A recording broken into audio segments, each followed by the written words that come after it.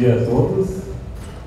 Hoje, de uma forma assim, bastante entusiasta, estamos recomeçando as atividades do grupo de estudos aberto de Direito e Fraternidade aqui na URGS.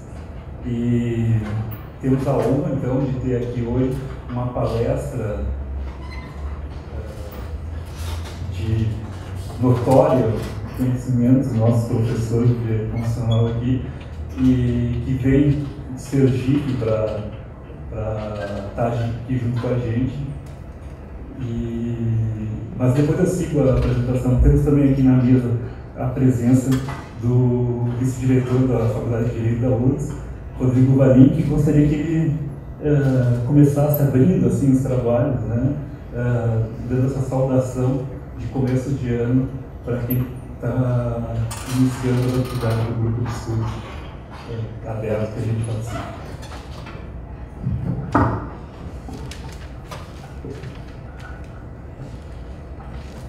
Bom dia, aqui fazendo presente a direção da Faculdade de Direito. Gostaria, em primeiro lugar, de agradecer a presença de todos.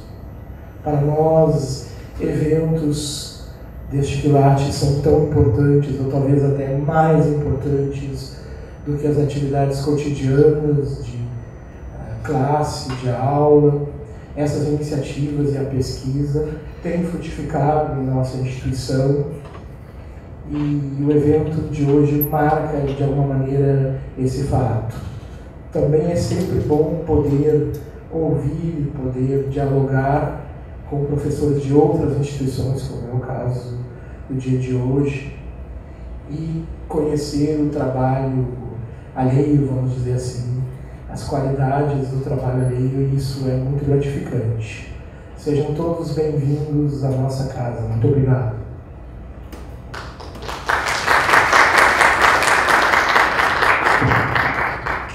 Obrigado, professor Valim. Bom, hoje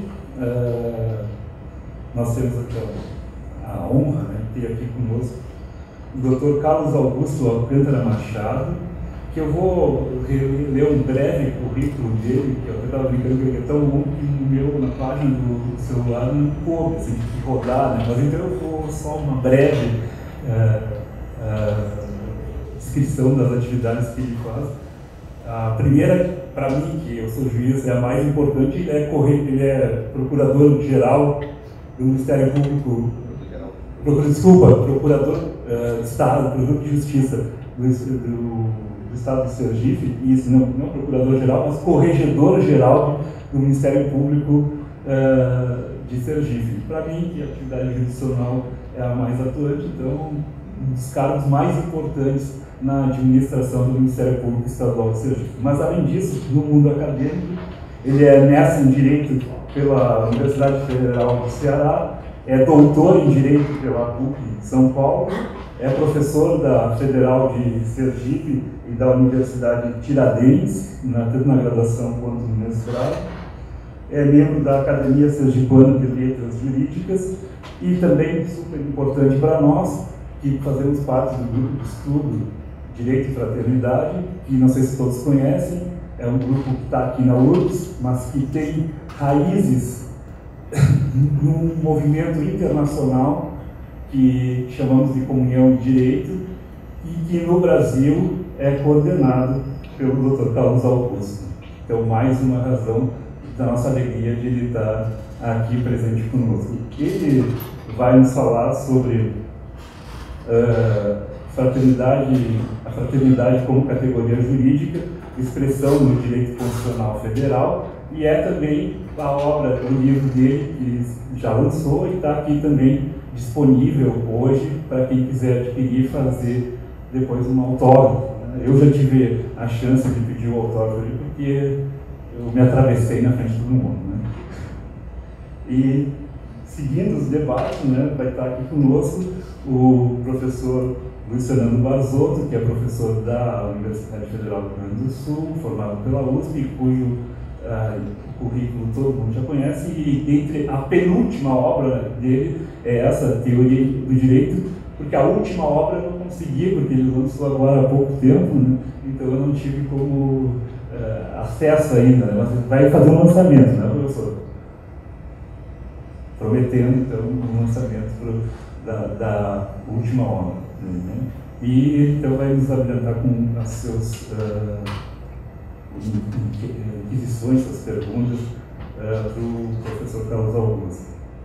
E também quero dizer que assim, outra coisa que me deixa lisonjado de estar aqui e poder participar é que nós, pelo menos, temos convicção que o professor Luiz Fernando e o professor Carlos Augusto, assim como eu, acreditamos que para haver uma revolução no estado de coisas que a gente se encontra no Brasil e no mundo, não podemos deixar de lado esse princípio que é o da fraternidade. Não vislumbro uma outra maneira de se chegar a um resultado ótimo na nossa convivência humana do que não nos passarmos, se a gente não se passasse a enxergar cada um como irmãos. E isso com suas milhares de consequências, não só na vida do dia a dia, como também no mundo do direito, porque isso gera deveres e obrigações e direitos para todo mundo com essa visão de que todos somos irmãos. E é por isso que é uma alegria minha estar aqui e poder agora então ouvir o professor Carlos Augusto, que vai nos falar. Professor, você vai falar ali do público, né? Então, pequenos instantinhos de deslocamento. Bom, eu cumprimento a todos, saudando a cada um que está aqui fazendo essa saudação especial, que faço inicialmente a pessoa, Sua Excelência, vice-diretor da faculdade, o professor Luiz Mazotto, que vai dividir essa mesa de trabalhos, e o doutor Paulo, que fez a saudação inicial. Minhas palavras também primeiras sejam de agradecimento grupo de pesquisa Direito e Fraternidade, que faço na pessoa da professora Luciana Mazotto, professor Luiz Mazotto, pelo carinho que me acolheram, pelo convite fraterno a mim formulado para partilhar com esse auditório algumas reflexões envolvendo um tema que para muitos pode ser paradoxal, extremamente complexo, que seria buscar uma identificação entre direito e fraternidade. Como disse no primeiro momento, pode parecer algo que está em linha de antagonismo, de contradição, considerando a nota de coação que se reveste o direito e a fraternidade como algo de natureza espontânea, que alguém adere espontaneamente e não em razão de uma norma jurídica, por assim dizer. Eu registro também a minha alegria de partilhar essas reflexões aqui nesta universidade, que tem pesquisadores que se dedicam ao tema da fraternidade, e faço registrando a professora Sandra, que trouxe para o Brasil a doutrina da metateoria do direito fraterno, elaborada pelo professor Ernesto, italiano, e ela é a pessoa que, vamos dizer assim, é a porta-voz do professorismo no Brasil. Então, passo esse registro e manifesto a minha alegria de estar aqui com todos presentes. A professora Luciane Mazotto, quando me fez o convite para partilhar com todos, senhoras e senhores, as minhas reflexões a respeito do tema direito e fraternidade, ela fez um corte, buscou fazer um corte, que é exatamente na linha da minha especialidade, que era identificar o princípio da fraternidade no âmbito do direito constitucional, pela qual, como está aí no primeiro slide, eu vou fazer uma abordagem a respeito da Constituição Federal do Brasil e o princípio da fraternidade numa concepção daquilo que vem se denominando, a partir da doutrina do ministro Aires Brito, de constitucionalismo fraternal. Então, será exatamente o objeto dessa minha exposição, procurar identificar o princípio da fraternidade e os desdobramentos dessa identificação a partir do direito constitucional brasileiro, mais especificamente no marco normativo da Constituição de 88. Então eu vou pautar a minha exposição procurando seguir um percurso da evolução do constitucionalismo e do próprio Estado, da concepção do Estado, fazendo um caminho que se inicia com a formação do Estado constitucional, a partir do Estado liberal, até atingir aquilo que estamos denominando de Estado fraternal. Estado liberal, passando pelo Estado social e chegando no Estado fraternal. Esse será o percurso da exposição. E, para tanto, estabelecerei aqui algumas premissas, identificarei a proposta que estou apresentando e venho aprofundando já há alguns anos até chegar nas conclusões que pretendo apresentar a todos. Então, prazer e alegria de estar de estarem presentes neste auditório, integrarem o grupo de pesquisa, já aprofundam o tema e juntos iremos refletir sobre esta matéria. Portanto, esse será o percurso da abordagem que aqui farei. No primeiro momento, só para efeito de registro, evidentemente que é algo que todos já têm muito presente, só para fazer uma menção que o ser humano tem essa característica relacional.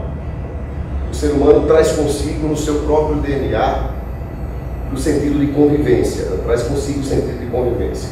E o direito surge exatamente para regulamentar essa convivência, para evitar que os conflitos se transformem em algo que possa ter uma característica de disfuncionalidade. Evidentemente que não se pretende acabar com o conflito, não é? Com o objetivo central dessa exposição. O conflito não é um objeto de se pretender que ele deixe de existir da sociedade. O conflito sempre estará presente, mas ele não pode se tornar disfuncional. E o direito surge exatamente para procurar regulamentar essa conduta. O direito emerge da raiz dessa relação e vai contribuir, ou pretende contribuir, para que a conduta humana, como diziam os pensadores antigos, os clássicos, não é o direito contribuindo para a paz social. Mas nem sempre foi assim, como sabemos. Não é? Ocorre que as pessoas não eram sujeitos de direito. O Estado controlava integralmente, e aí eu me refiro ao Estado absoluto, todos os espaços, e as pessoas não eram dotadas de direito. Exatamente a partir deste momento que começa o processo evolutivo que eu gostaria de, com todos vocês, fazer essa reflexão. E aí, nesta primeira fase, nós estamos diante do que se convencionou chamar de Estado liberal, a partir da identificação de um projeto original na modernidade, que era exatamente a liberdade. E é exatamente nesse contexto, pós-Revolução Francesa, enfim, todo aquele movimento que nós conhecemos, surge o movimento constitucionalista, onde o Estado é institucionalizado juridicamente, tendo em vista a identificação do que se denominou de primeira geração de direitos, ou primeira dimensão de direitos, com a garantia dos chamados direitos civis e políticos. Essa, na primeira fase do processo evolutivo, até onde nós pretendemos chegar. Muito bem, nesta primeira fase, como nos ensina o professor Paulo Bonavides, nós estávamos diante dos direitos do homem livre e isolado, direitos que o homem possui em face do Estado, que se referem a uma liberdade ilimitada em princípio, diante de um poder estatal de intervenção em princípio limitado. Então, a sociedade se organizou buscando garantir direitos numa perspectiva de Estado liberal, não intervencionista, onde o Estado deveria ser mínimo para que a sociedade pudesse ter direitos garantidos. Portanto, o papel do Estado era fora dessa concepção. O Estado não interferia, era absenteísta. Então, essa era a primeira fase da concepção chamada Estado liberal. No segundo momento, como todos nós temos conhecimento, só para facilitar o percurso da reflexão, nós atingimos o estágio do Estado social, ou se buscou o estágio do Estado social atingir, considerando o cenário de desigualdade econômica e discriminação social.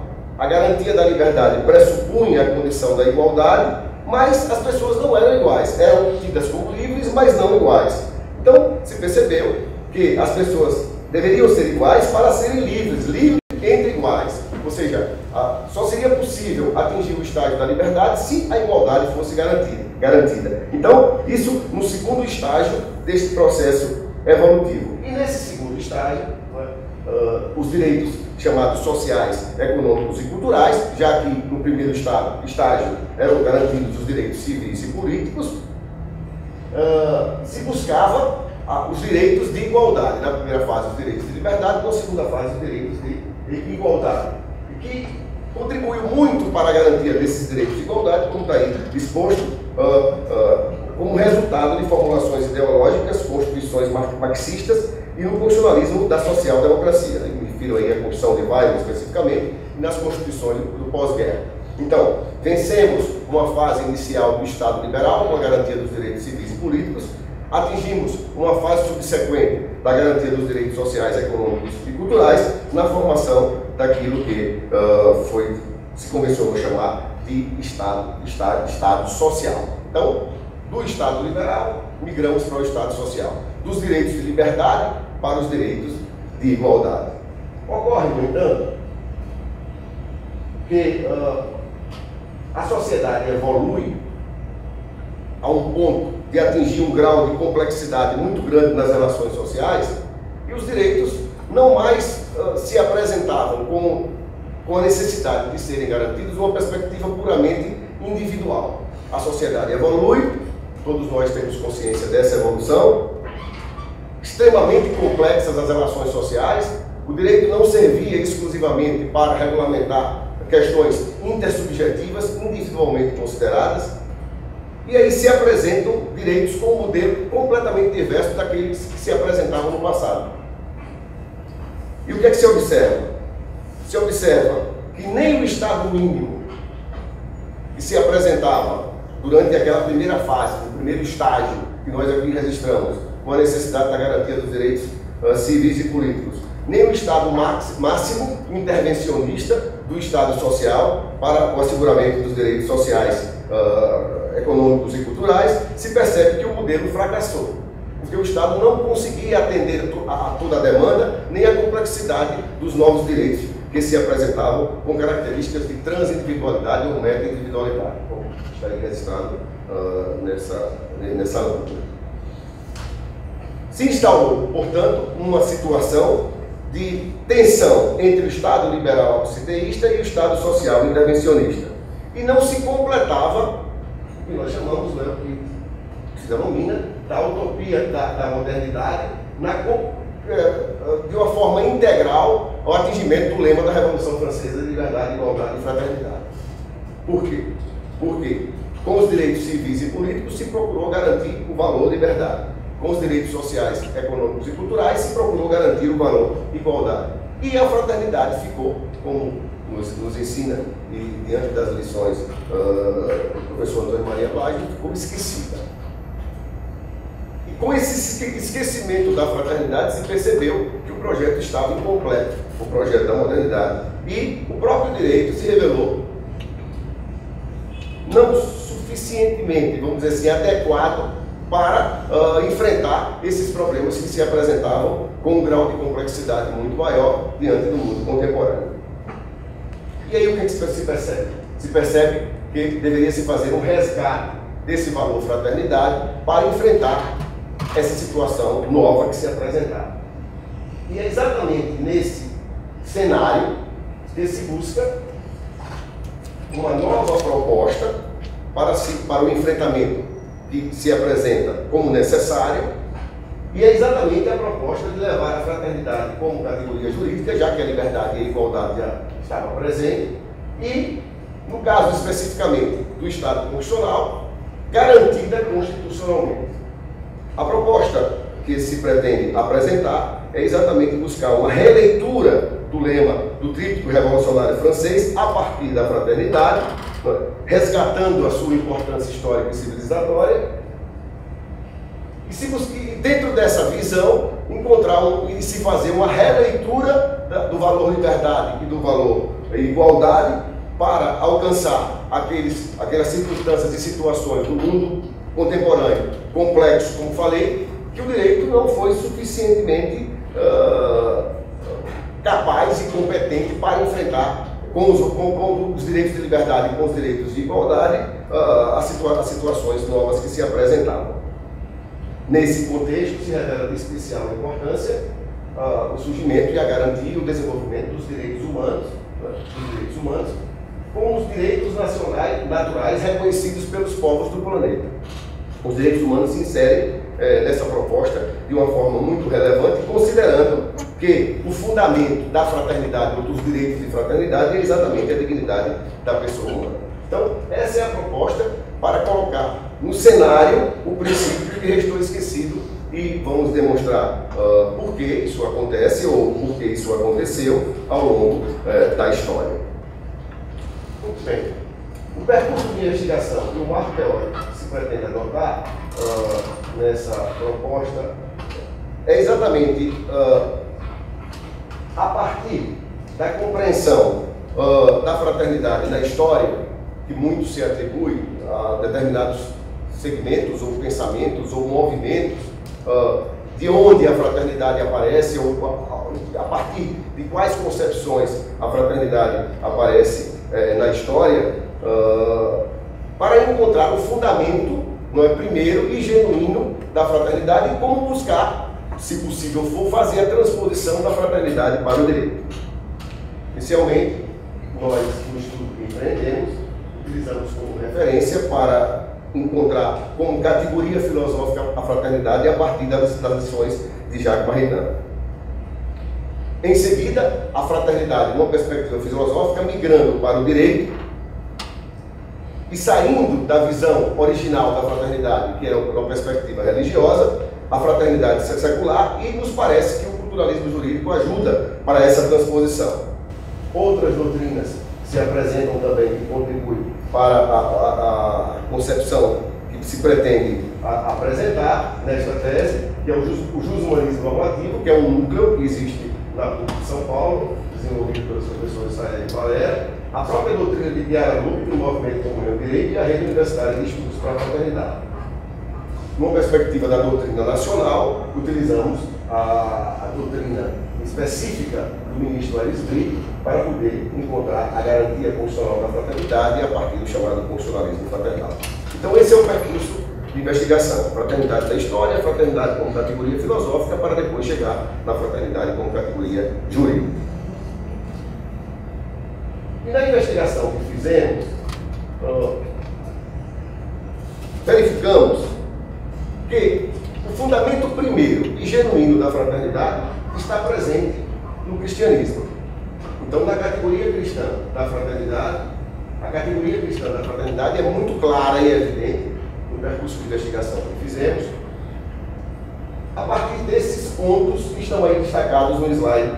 A ética da fraternidade, o outro universal, a fraternidade universal em razão da doutrina cristã, que tem uma característica tanto no aspecto sociopolítico, no aspecto religioso, mas também no aspecto antropológico, e nós encontramos esses fundamentos nos próprios evangelhos da doutrina cristã, considerando a concepção que a fraternidade cristã une os desiguais e se apresenta mesmo onde não existe reciprocidade. E aqui uma distinção que nós identificamos da filia grega, porque alguns procuram encontrar os fundamentos da fraternidade no pensamento grego. Nós entendemos que há alguns pontos que não são suficientemente claros na filia grega em relação à categoria cristã da fraternidade, exatamente pela falta dessa característica de reciprocidade. No pensamento grego, essa relação só podia existir basicamente entre iguais, e havia exclusões muito claras na sociedade grega, como sabemos.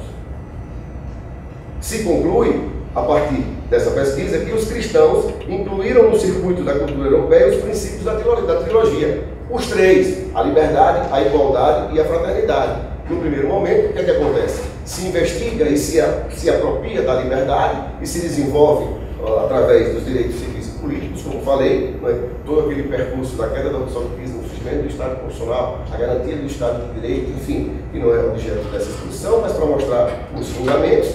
No segundo momento, a igualdade e, em razão do iluminismo, a fraternidade fica relegada ao esquecimento. Evidentemente que há uma explicação para isso, porque se o fundamento é cristão, não é? E o iluminismo tem uma raiz antirreligiosa, é um grande combate à igreja, à sua autoridade, a busca para encontrar as raízes da trilogia e da fraternidade na cultura pagã. Isso é um estudo do professor Antônio Maria Baggio, filósofo italiano, que atribui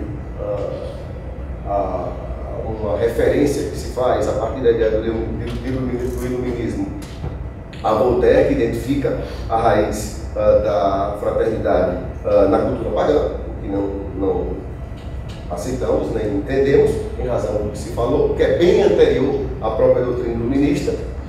E a fraternidade, ao passar dos cristãos para os iluministas, ela perde a sua centralidade. É exatamente nesse momento que ela se apaga. E se compreende também esse ponto, considerando aquilo que pregava o iluminismo e se buscava fazer na França, a fraternidade universal como categoria cristã, porque na verdade se precisa ter muito claro o alcance da fraternidade que se procura levar a efeito nessa exposição e nos estudos que todos os grupos de estudo de direito e fraternidade faz, é que a fraternidade precisa ter muito cuidado com ela, porque ela pode ser também utilizada como instrumento de exclusão. Fraternidade de poucos, fraternidade de alguns, como a gente conhece aqui na sociedade mundial e brasileira. Quando se fala de fraternidade nessa perspectiva, é dentro de uma linha de fraternidade universal, considerando a origem da categoria cristã. E os iluministas perceberam, me parece, que não contribuía a utilização da fraternidade para a coesão cívica. Por isso que, se nós observarmos os documentos e a própria Declaração dos Direitos do Homem e do Cidadão francesa de 1789, não há uma referência à fraternidade. Todos nós atribuímos ao lema da Revolução Francesa, não é, os três valores: igualdade, liberdade e fraternidade. Mas, de fato, se assegurou a liberdade, se assegurou a igualdade, pelo menos do ponto de vista jurídico, nos documentos que se referem à Revolução Francesa, mas a fraternidade ficou fora, só veio ser retomada na França em momento posterior. E talvez essa seja a justificativa para a fraternidade não ser adotada de fato pelos franceses nesse momento do iluminismo. Então, este momento faz com que a fraternidade, o percurso da fraternidade que vinha como categoria cristã, difundida na humanidade, como falei, os cristãos tinham incluído no circuito da cultura europeia os três princípios, os princípios da trilogia e fundamentalmente também a fraternidade, como não poderia deixar de ser, considerando as suas raízes evangélicas, como aqui registrei. Durante essa fase de iluminismo há um rompimento e, como nos ensina a doutrina que aqui me referi de Antônio Maria Baggio, ficou esquecido. Inclusive, eu sei, os dois livros do professor Antônio Maria Baggio são fundamentos do grupo de estudo, não é, Direito e Fraternidade aqui da Universidade. E, em razão disso, hoje se busca fazer esse resgate, não só do ponto de vista como categoria política, mas também como categoria jurídica, dando um salto do momento em que ele ficou esquecido, que é exatamente nessa fase. Se percebe e se verifica que a fraternidade tem uma ligação muito forte com o humanismo. O humanismo é um elemento importante para a fraternidade. Que aí, nos estudos que empreendi, eu busquei, como tinha dito anteriormente, nos fundamentos de Jacques Maritain, no humanismo integral, o desenvolvimento necessário para, inclusive, observar que o humanismo se transforma numa categoria constitucional também. Há, inclusive, uma obra do ministro Aires Brito, denominada exatamente assim, humanismo como categoria constitucional. E nós fomos encontrar no pensamento de Jacques Maritain os fundamentos para desenvolver esse humanismo associando com a fraternidade, a partir da consideração de qual o valor que deve se dar ao homem nesse contexto. O homem, mas não só do ponto de vista individual, não só do ponto de vista, vamos dizer assim, considerado singularmente, mas enquanto pessoa, que ele tinha algo mais, não só matéria, mas matéria e espírito, ou dignidade, numa linguagem mais secular. E é exatamente a partir dos fundamentos de Jacques Maritain que nós colocamos essas observações extraídas da sua obra, Humanismo Integral, onde traz uma série de considerações que me parecem relevantes para a fraternidade. Considerações humanistas. Estão aí dispostas algumas frases. Por exemplo, o homem não é um ser constituído somente de razão. Não é só matéria, tem inteligência e vontade. É pessoa, matéria e espírito. É humanismo personalista, fundamento tomista, pessoa e indivíduo ao mesmo tempo. O homem é uma totalidade independente em universo em si mesmo, um todo e não uma parte. Homem como todo ser corporal, A matéria é a raiz ontológica da individualidade e como indivíduo é fragmento de uma espécie. É parte do universo e parte singular da imensa rede de influências cósmicas e históricas que o dominam. Mas não somente indivíduo. É pessoa e, portanto, o universo de natureza espiritual, dotado de livre-arbítrio e, assim, um todo independente frente ao mundo. O vício do humanismo antropocêntrico clássico foi exatamente em ser antropocêntrico e não ser humanismo. É humanismo inumano, tragédia do humanismo. Essas referências de Jacques Maritain é exatamente para combater o humanismo exclusivamente antropocêntrico que foi introduzido a partir da visão iluminista do mundo. Resumidamente, o pensamento do humanismo integral serve para a fraternidade enquanto categoria política, mas também jurídica, que podem ser resumidas em alguns pontos, como assim procedeu Francisco Borba Ribeiro Neto, e estão presentes nesse slide que eu vou apresentar para vocês, que basicamente traz a teoria do humanismo integral, que pode ser perfeitamente transposta e foi transposta para encontrarmos a fraternidade enquanto categoria política sob um fundamento humanista. Então estão aí alguns pontos que me parecem relevantes. A doutrina do humanismo integral, resumidas por Francisco Borba Ribeiro Neto, da PUC. O primado da pessoa sobre as coisas e sobre os processos sociais. O bem comum não se confunde com a situação de equilíbrio entre os interesses individuais, nem pode ser constituído como um bem puramente pessoal, não é? Ou seja, em oposição ao bem pessoal, ou seja, nem o liberalismo, nem o coletivismo socialista.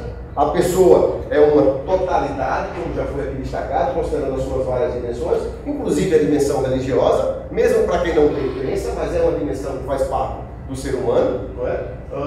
O objetivo último das ações é o bem comum, que coincide com a realização de cada pessoa, e essa dimensão ética presente em todas as esferas da vida. E relativamente ao Estado não é o grande protagonista das ações da vida social e na construção do bem comum. Tal protagonismo cabe às pessoas e suas organizações. O Estado se apresenta de forma subsidiária. Muito bem, com essas premissas de concepção de pessoa, considerando a visão do humanismo integral, que nós entendemos como importante e necessária, com esse resgate da fraternidade que se procura realizar, como fazer a transposição de uma categoria originariamente religiosa, sendo transposta no segundo momento para uma categoria filosófica e política, e no terceiro momento para o direito. Esse é o grande objetivo da tese e o objetivo daqueles que estudam direito e fraternidade, o direito fraterno. D. Considerando o humanismo, como fazer com que a fraternidade se apresente como uma categoria jurídica? Aqui é só para fazer um breve relato histórico, não é? E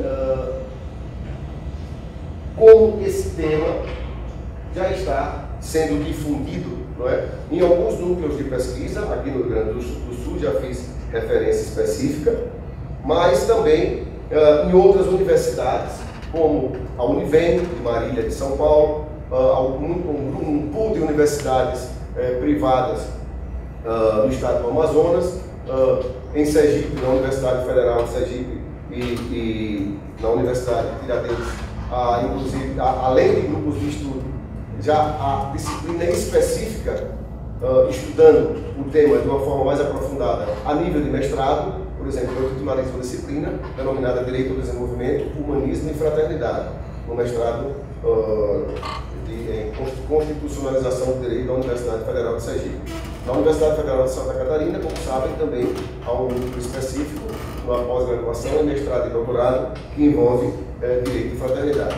E todos esses núcleos têm como fundamento inicial a doutrina de Chiara Lubich, fundadora do movimento Socolares, que busca apresentar, não é, uma categoria relevante para a humanidade como um todo, não é? Claro, a Chiara Lubich é uma líder religiosa, mas o fato de ser uma líder religiosa não impede que a sua doutrina possa ser objeto de estudos acadêmicos, como efetivamente essa doutrina é, inclusive aqui no grupo de estudos de Direito e Fraternidade. Então, o fundamento que se busca alcançar é exatamente a fraternidade universal. E a fraternidade universal é uma categoria transcende o âmbito pura e simplesmente do aspecto religioso.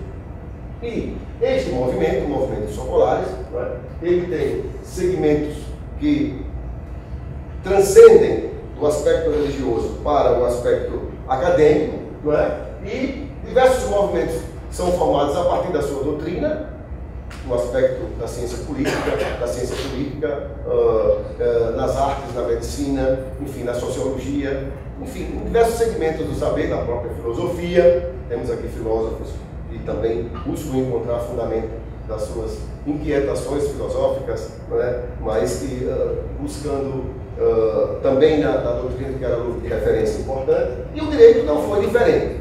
O direito já há alguns anos se organiza naquele movimento internacional, como eu diria, desde 2001, portanto já tem um bom tempo de percurso na Itália. Aqui no Brasil, o primeiro coordenador desse movimento foi o Nicuri, procurador de justiça, hoje aposentado, um dos redatores do Estatuto da Criança e do Adolescente, e em diversos ambientes universitários, núcleos universitários se formaram. Além desses grupos de pesquisa, estudando direito e fraternidade, também encontramos outras contribuições não vinculadas a um movimento como o Direito, mas também que trazem um aporte relevante para o estudo do direito e fraternidade. Eu ali registrei em Portugal, Paulo Vieira da Cunha, que também tem estudos envolvendo o direito fraterno, o Elísio Resta, Carducci, Pisolato, na Itália, e aqui mesmo a professora Sandra, concluindo as lições do professor Elísio Resta. Muito bem, então não é algo isolado, nem algo despropositado, nem algo irrazoável, vamos dizer assim, essa tese de estudar o direito associando o direito à categoria da fraternidade. Especificamente, isso eu digo em diversos campos do direito, em diversas disciplinas do direito. Por exemplo, no Santa Catarina começou mais especificamente estudando a categoria da fraternidade associada aos direitos da criança e do adolescente. Aqui nós temos mais aprofundamento, não só na filosofia, mas também no direito do trabalho, no meio da professora Luciane. E, além desses segmentos específicos, por exemplo, no direito ambiental, o direito de fraternidade se apresenta de uma forma mais evidente, considerando a natureza desse direito especial, o direito ambiental. No próprio direito privado, considerando a cooperação nas relações intersubjetivas, no direito processual, hoje se fala muito e aprofundadamente da concepção do direito processual civil em função da promulgação do novo Código de Processo Civil, em conciliação, em mediação. A conciliação passou a ser um princípio vetor do direito processual, e isso é um elemento importantíssimo da fraternidade. Aqui eu faço um parêntese só para indicar esses elementos. O direito penal, se fala hoje em justiça e se desenvolve em justiça restaurativa, ou seja, são diversos segmentos que se abrem diante da percepção universal de muitos profissionais do direito, não todos, porque há ainda uma certa resistência de se trabalhar a categoria da fraternidade do direito, considerando aquilo que falei no início da minha exposição, mas já se percebe que as categorias clássicas e tradicionais da liberdade e da igualdade, compreendidas isoladamente, não fornecem mais respostas satisfatórias, considerando o tipo de relações que se apresentam hoje na humanidade, a complexidade das relações.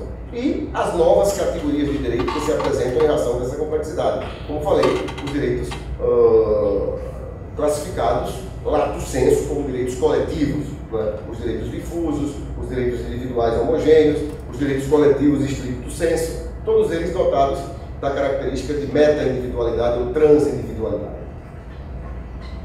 Os direitos de liberdade clássicos e os direitos de igualdade clássicos, eles têm uma característica mais voltada para a garantia dos direitos numa perspectiva individual, singular, egoísta. Aliás, o direito nasce assim com os concessivos.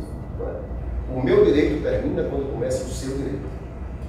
E essas categorias não são mais suficientes para resolver os problemas.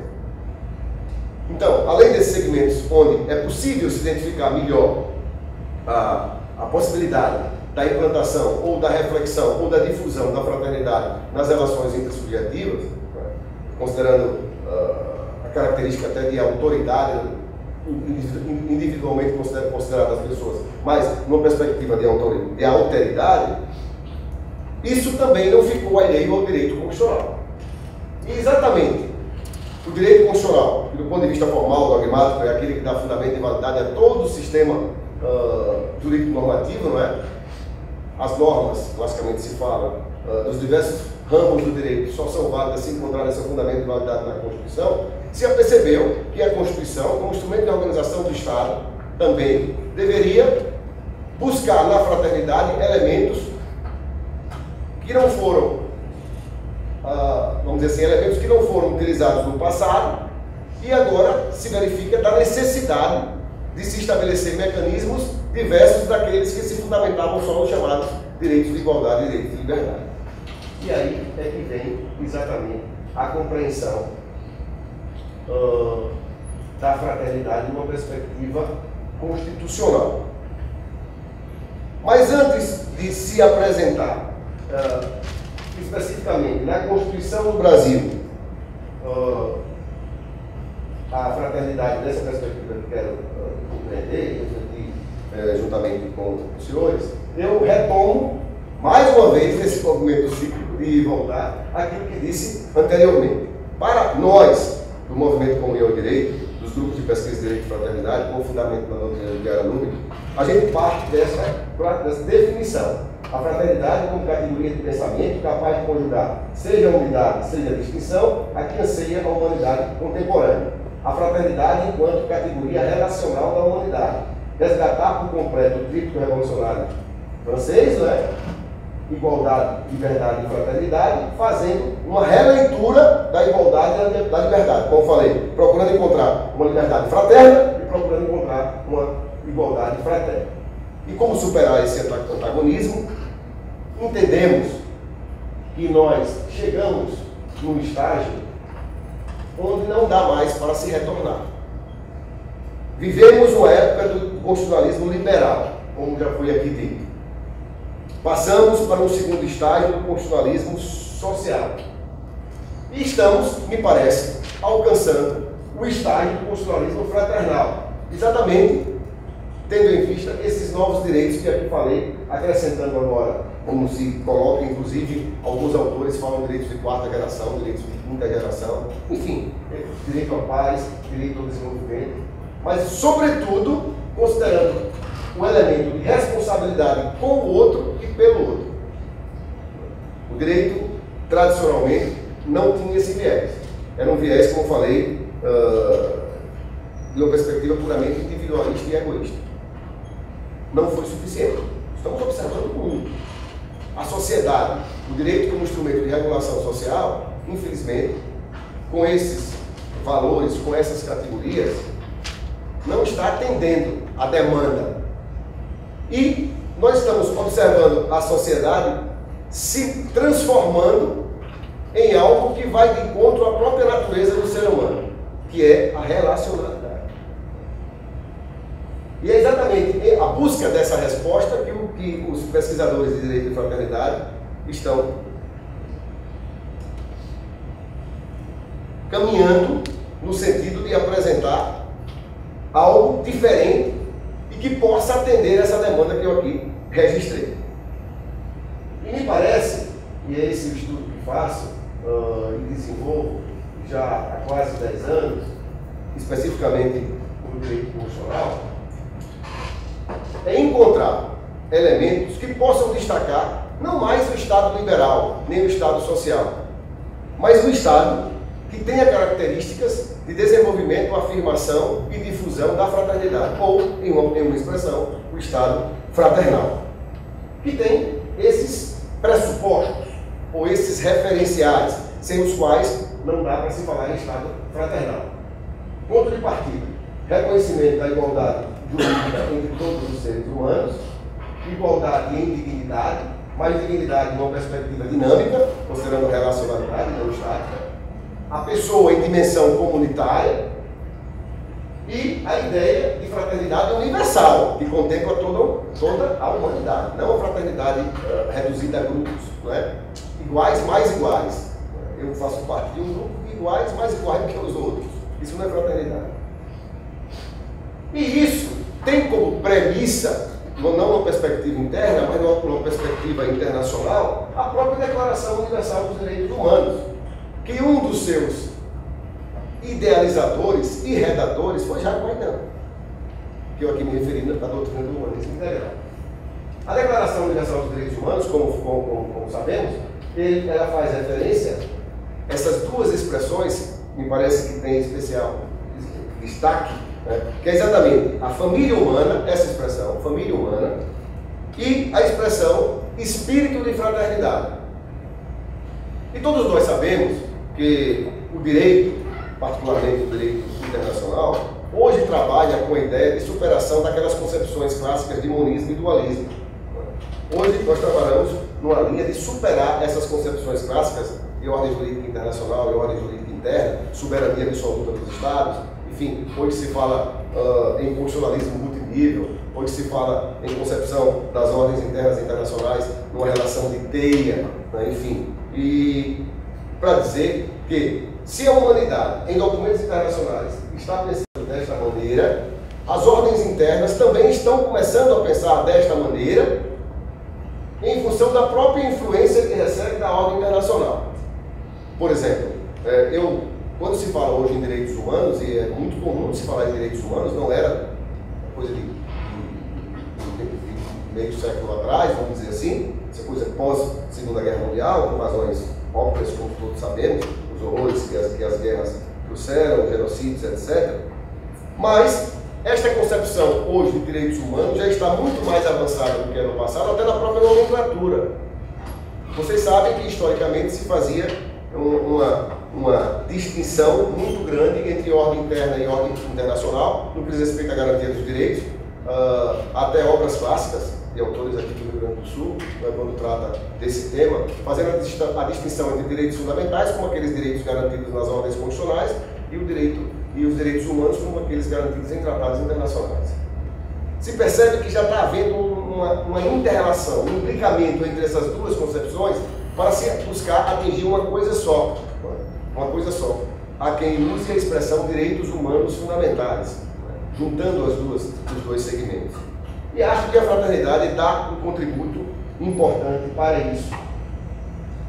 Vejamos, nessa concepção de constitucionalismo fraternal e de direito de fraternidade, muitos autores que não trabalham diretamente com a categoria já sinalizam nesse sentido, não é? Sinalizam nesse sentido. Todos esses primeiros, com exceção do Aires Brito, verificando que nessa fase de constitucionalismo fraternal ou de direitos de fraternidade, que nós estamos aqui a buscar encontrar um espaço de garantia específica, são direitos vocacionados a tutelar situações diferenciadas que não havia no passado. E o direito não se preocupou com isso. E aí eu cito o pensamento de alguns autores, né, que procuram caracterizar esses chamados direitos de fraternidade no processo evolutivo. Veja, transmuda-se do raio de proteção do homem indivíduo, como eu dizia antes, para grupos humanos, direitos de titularidade coletiva ou difusa. Caracterizam-se pela universalidade, quanto menos são transindividuais ou meta-individuais, em grupos, não é? Em grupos eu falo unidos por uma característica comum. Na verdade, o titular desses direitos de fraternidade é o ser humano, enquanto gênero, como diz o professor Luiz Alberto da Vieira Musical Serrano. Responsabilidade pelo outro, diz o professor Dirley Cunha. Enfim, constitucionalismo atingiu o constitucionalismo a etapa fraternal da existência, nos ensina o professor Aires Brito. E o que é que caracteriza fundamentalmente o Estado fraternal? Exatamente esses três elementos, na minha concepção. A dignidade da pessoa humana, a concepção internalizada na ordem jurídica dos direitos humanos, a partir daquilo que diz a Declaração Universal dos Direitos Humanos, que nós podemos traduzir nessa expressão, Lei Universal da Fraternidade. E isso não é algo só, que não é nenhum movimento, vamos dizer assim, restrito ao Estado brasileiro. Isso é um movimento já internacionalizado, pelo menos numa perspectiva ocidental, do mundo ocidental. Porque nós não temos, assim, pesquisa nem estudo aprofundado no mundo oriental. Disse não só no Brasil. Claro que nem todos os estados, nem todos os países que caminham nessa linha adotam o vocábulo fraternidade, porque em alguns países é um vocábulo que tem uma carga um pouco negativa. Adotam, por vezes, o vocábulo solidariedade, ou fazem menção à responsabilidade social, ou juntam os dois, solidariedade e fraternidade. Enfim, só para efeito de registro, para demonstrar que não é algo que está presente no Brasil, não é? Eu citei referências na Constituição de Portugal, na Constituição da Itália e na própria Constituição da França, não é? Que menciona expressamente a categoria da fraternidade. Comecei a ler uma Constituição do Chad para mostrar que não é algo só de alguns países de primeiro mundo que buscam elucubrações teóricas para encontrar fórmulas mágicas para resolver os problemas. Aliás, a palavra fraternidade ela está muito mais presente nas constituições dos países africanos, por exemplo. Não é? A Clara Machado fez uma pesquisa em todas as constituições do mundo e verificou aquelas que utilizam a palavra fraternidade ou não. Ela tem uma obra muito importante que foi fruto da sua tese de doutorado. Alguns aqui do grupo conhecem, o professor Luciano já utiliza, enfim, para mostrar que é uma tendência do mundo contemporâneo caminhar nessa linha. Muito bem.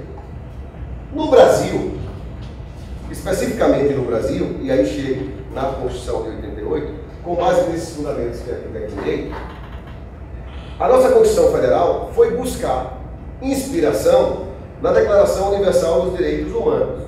Não é? Isso não está dito expressamente na Constituição, mas é possível extrair do texto constitucional essas referências.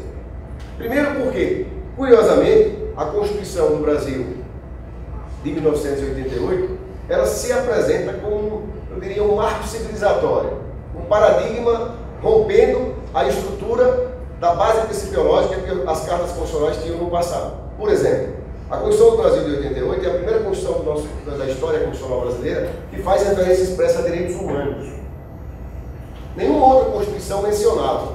Ou seja, a Constituição do Brasil colocou para dentro do texto os direitos humanos, que antes se vivia naquela famosa e grande tensão entre direitos fundamentais e direitos humanos. Essa tese ainda existe e ainda está presente nas concepções majoritárias contemporâneas do segmento da doutrina do direito constitucional. Mas isso é um referencial sintomático de mudança de paradigmas. As constituições passadas não mencionavam os direitos humanos. A Constituição atual, em algumas oportunidades, faz referência a direitos humanos, inclusive justificando deslocamento de competência da Justiça Estadual para a Justiça Federal, quando eventualmente ocorrer uma grave violação de direitos humanos. Vocês conhecem isso. A Constituição do Brasil menciona esses trechos. Além de fazer referência e menção expressa à predominância dos direitos humanos, direitos da pessoa humana, inclusive como justificativa para a eventual intervenção federal dos Estados. Enfim, por diversas oportunidades, o legislador faz menção a direitos humanos. Então, recebeu uma influência direta da Declaração Universal dos Direitos Humanos. O aspecto da fraternidade. Não só de forma implícita, mas também de forma expressa. Por isso que eu afirmo que a Constituição do Brasil de 1988 inaugura o Estado fraternal. Ou seja, é uma expressão do constitucionalismo fraternal. A começar pelo próprio preâmbulo. O preâmbulo da Constituição do Brasil, que é o único local onde o legislador constituinte faz referência a ele próprio.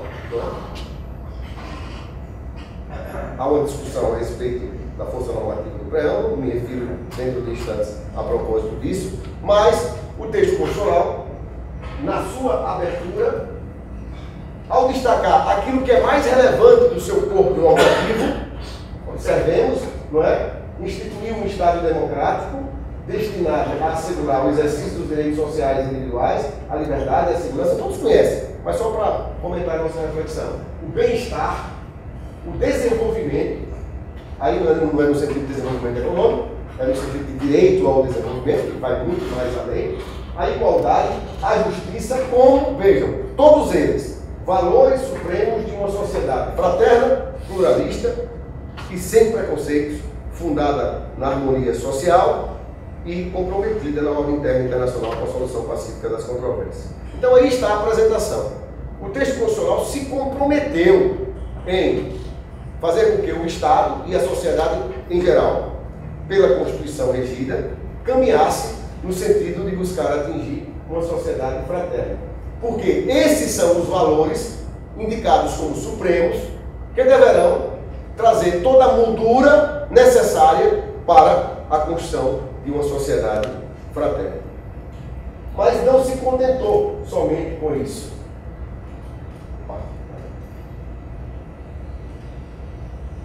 A Constituição, além de apresentar aquilo que ela pretendia, então com todo aquele articulado normativo, se busca assegurar, atingir, perseguir uma sociedade fraterna. Então isso é um plano, todo o projeto de país inaugurado com a Constituição de 88.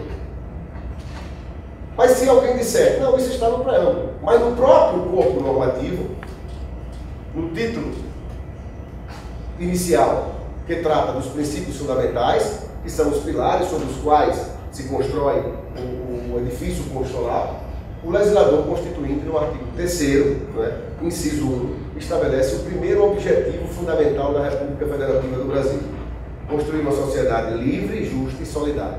Percebam, é a primeira vez que no constitucionalismo brasileiro, onde o legislador constituinte agrupa, conjuntamente aquele projeto clássico da modernidade que tinha sido destroçado ao longo do tempo, ao longo da história. Liberdade, igualdade e fraternidade. Livre, igualdade, justa, liberdade, justa, igualdade, solidária e fraternidade. E na concepção que defende, na verdade, em que pese existir uma distinção entre solidariedade e fraternidade, o legislador constituinte está tratando da mesma coisa. Quando ele fala em sociedade solidária, quando ele fala em sociedade fraterna, no preâmbulo. Disse-á, mas isso é um objetivo, é uma norma, como se afirmava classicamente, de natureza programática, que ela não vincula, não há como obrigar as pessoas a serem solidárias, não há como determinar de forma cogente e coativa que a fraternidade seja implementada. Mas o Estado pode estabelecer mecanismos para fazer com que a sociedade caminhe nesse sentido, por meio de normas e de programas e de políticas públicas que fomentem essa atividade. O grande complicador que se procura dizer, quando se agrega o elemento do preâmbulo como um elemento importante para o Estado, para o atingimento do chamado Estado fraternal, é exatamente a natureza jurídica do preâmbulo. E aí, por questão de honestidade intelectual, de fato, e aqui eu invoco a doutrina constitucionalista portuguesa originiana, há três correntes relativas à identificação da natureza jurídica do preâmbulo. Uma corrente que se diz que se aplica no Brasil em razão de um julgado do Supremo Tribunal Federal de há muito, que associa a natureza jurídica do preâmbulo a um relevante jurídico, não vincula nada, porque não faz parte do articulado, não é norma no sentido. Uma segunda posição, que é a posição que defende, particularmente, da função normativa do preâmbulo, é a posição de idêntica eficácia. E uma terceira posição, que também tem um grupo considerável de pessoas que defendem, mas é melhor do que a primeira, na minha avaliação, a relevância jurídica específica ou indireta, quer dizer, tem valor hermenêutico, vincula no sentido de interpretação, de estabelecer um parâmetro, uma linha, enfim. Quer nos associemos à terceira, quer nos associemos à segunda, me parece que nós estamos no caminho de destacar a necessidade de mudança de rumo em prol daquilo que o legislador constituinte concebeu com o chamado advento do constitucionalismo fraternal, que aqui defende. Disse, mas isso fica no campo puramente da retórica, porque de fato a maioria dos constitucionalistas, reconheço, indicam que a referência pura e simplesmente à sociedade fraterna, o valor supremo de uma sociedade fraterna, pluralista, sem preconceitos, que consta no preâmbulo, é meramente um compromisso de ordem ideológica e política, mas que não traz, como falei, vinculação, nem confere força normativa às suas disposições. E o referencial jurisprudencial é exatamente aquele precedente do case da Lei 2075. Na verdade, esse precedente era a respeito da utilização das constituições estaduais ou não, na invocação divina. O que se está defendendo aqui não é esse fato, certo? Evidentemente, o Estado é laico. Em que pese as pessoas não serem, as pessoas podem ter crenças religiosas. O Estado não é ateu, o Estado é laico, não ateu. Enfim. Mas eu não estou me referindo a esse campo, não estou trazendo considerações a respeito desse campo. O que eu quero destacar é em que pese esse precedente isolado do Supremo Tribunal Federal, relatado pelo ministro Carlos Veloso, a prática se revela distinta. O próprio Supremo Tribunal Federal, que por vezes tem como referencial para efeito do tema a Lei 276 e a doutrina incessantemente repete a irrelevância jurídica do preâmbulo com base neste precedente, a prática tem se revelado o contrário. O Supremo Tribunal Federal, em muitos dos seus julgados, tem destacado a necessidade de construção de uma sociedade fraterna, o compromisso da solidariedade, que eu reputo como horizontal, não vertical, né?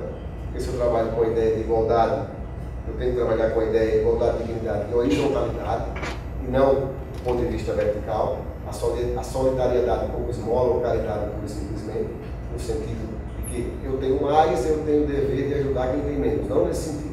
É a solidariedade com uma perspectiva horizontal, como apregou Filippo Pisolato, um constitucionalista italiano, e aqui no nosso livro foi difundida, as suas lições foram difundidas por Antônio Maria Barros. Eu trouxe para vocês só a título de exemplificativo, a título exemplificativo, a nova orientação jurisprudencial do Supremo Tribunal Federal e do Superior Tribunal de Justiça nesse sentido, onde, em muitos dos seus julgados, aí são não só julgados do ponto de vista individual, mas do ponto de vista abstrato, de controle concentrado, situações onde os relatores dos votos condutores fazem menção expressa ao constitucionalismo fraternal, alguns deles, mas a necessidade de atingimento da sociedade fraterna a partir do preâmbulo, o julgamento dessas ações aí que tem como objeto transporte coletivo gratuito de idosos, transporte coletivo gratuito para deficientes, sistema de cotas em universidade, contribuição previdenciária, demarcação da reserva indígena na rua Serra do Sol, muitos habeas corpus, matéria criminal, mandado de segurança, onde as razões de decidir vão ser encontradas também no preâmbulo. Então veja, se o preâmbulo se apresenta como fundamento jurídico da decisão, como podemos concluir que ele não tem força normativa? Não clássico, do ponto de vista clássico, mas dá a compreensão nesse sentido. Essas decisões estão materializadas exemplificativamente nesses julgados do Supremo Tribunal Federal, relatados tanto pelo ministro Aires Brito, mas também pela ministra Carmen Lúcia, principalmente.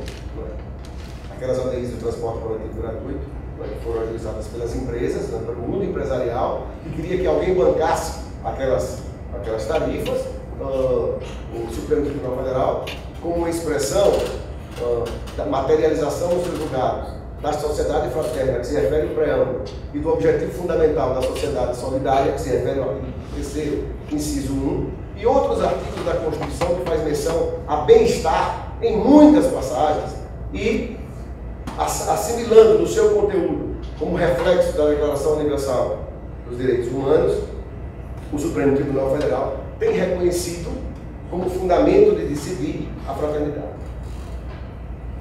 O ministro Gilmar Mendes, inclusive, quando proferiu decisão monocrática nessa DPF 86, que tratava de cotas em universidades públicas, ele, invocando a doutrina de Habermas, faz uma expressa menção a direito de fraternidade, ou a direitos de fraternidade, mostrando que há uma claríssima evolução jurisprudencial do Supremo.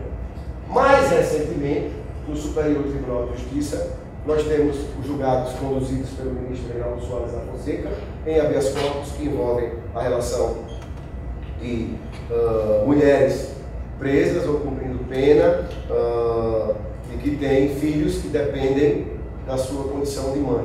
E aí os habeas corpus são concebidos para assegurar a prisão domiciliar e o fundamento é a fraternidade. É de se destacar, inclusive, que o ministro Reinaldo da Fonseca, ele faz expressa menção, não só na emenda, mas no corpo dos julgados, ao princípio da fraternidade como categoria jurídica e como macro princípio dos direitos humanos, expressamente. Então, na verdade, não é algo que está só no campo teórico ou no campo de um grupo de pessoas que por terem formação religiosa querem implantar uma categoria puramente religiosa ao direito. Nós estamos demonstrando que, do ponto de vista técnico-jurídico, é possível encontrar no princípio da fraternidade como princípio jurídico, a fraternidade como categoria jurídica, a partir do texto constitucional e da legislação infraconstitucional, que mesmo não se referindo expressamente ao princípio da fraternidade, encontra nele fundamento.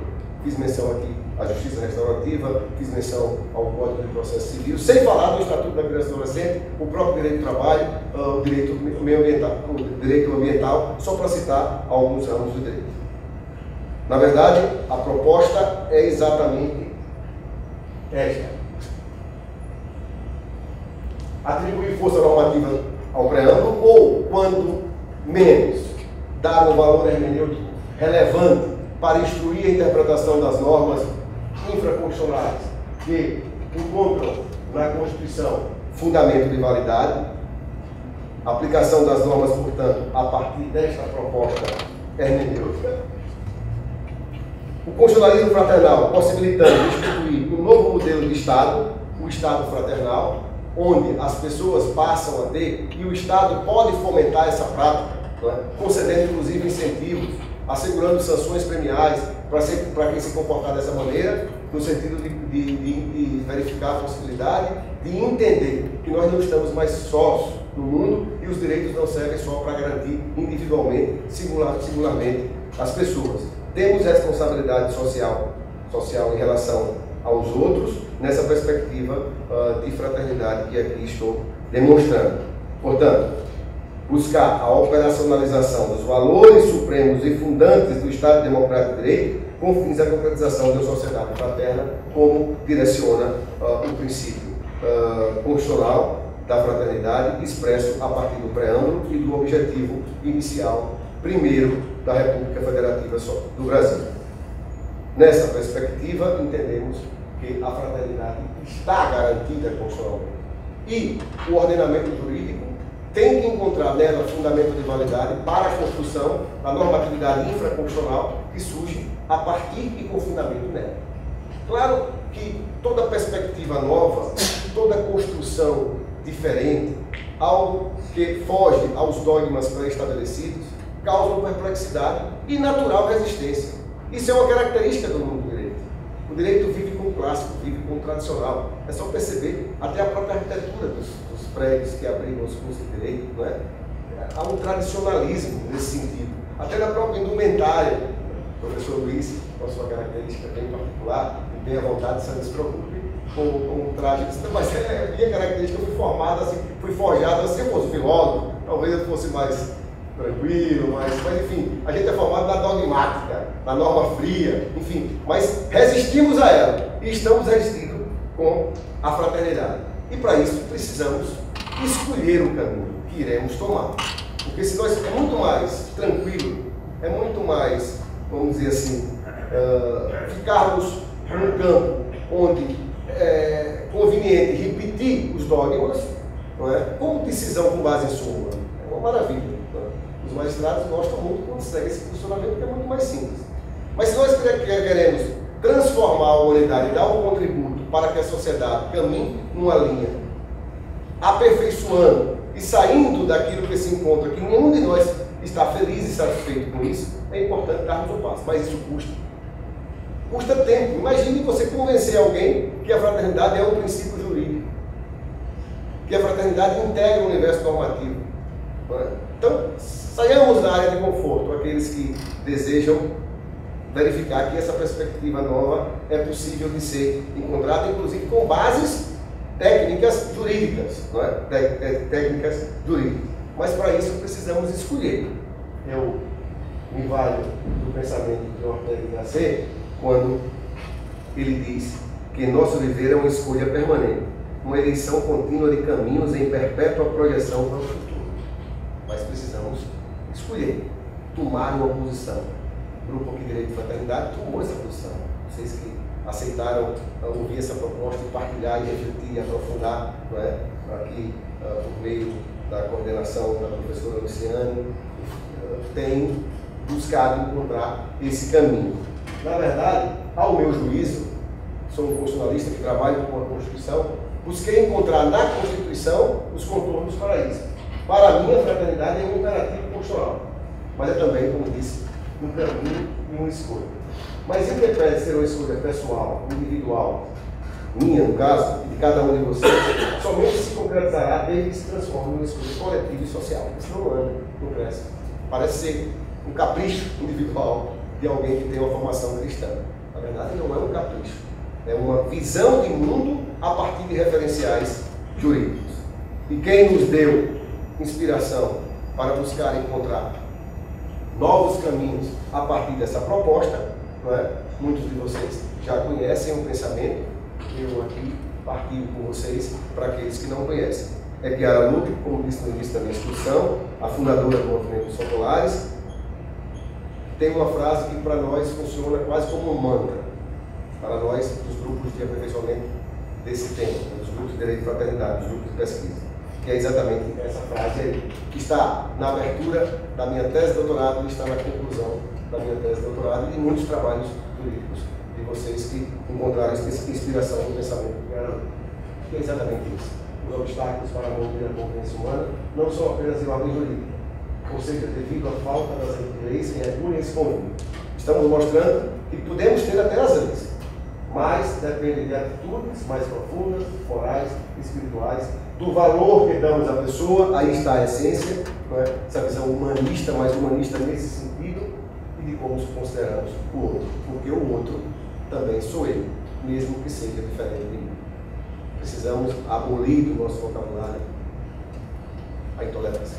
Se assim procedermos, acho que a gente pode encontrar, inclusive no segmento jurídico, fundamentos para trilhar os caminhos e aí fazer com que a fraternidade se transforme num princípio, e especificamente no nosso caso, um princípio jurídico.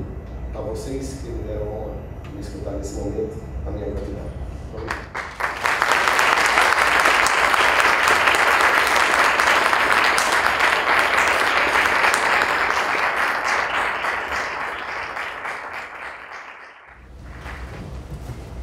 Agradeço ao professor Carlos Augusto. Até fiquei um pouco embargado no final da exposição. E passando então a palavra ao professor Luciano, que vai completar os nossos debates sobre o tema. Eu vou agradecer a todos e agradecer ao Carlos Augusto pela claríssima exposição, rigorosa e erudita. E agradecer também por estar entre nós aqui, né, partilhando seu saber, suas investigações a respeito do tema da fraternidade. Quero saudar o Sr. Paulo Filipon, nosso colega no Grupo de Direito e Fraternidade, esse amigo fraterno que é o Rodrigo Valim, vice-diretor da faculdade. O Rodrigo conheço eu desde o primeiro dia da faculdade, né? A gente saiu para almoçar junto e a gente já teve a primeira discussão onde é que a gente ia almoçar. Tá? Acabou indo para o McDonald's. Né?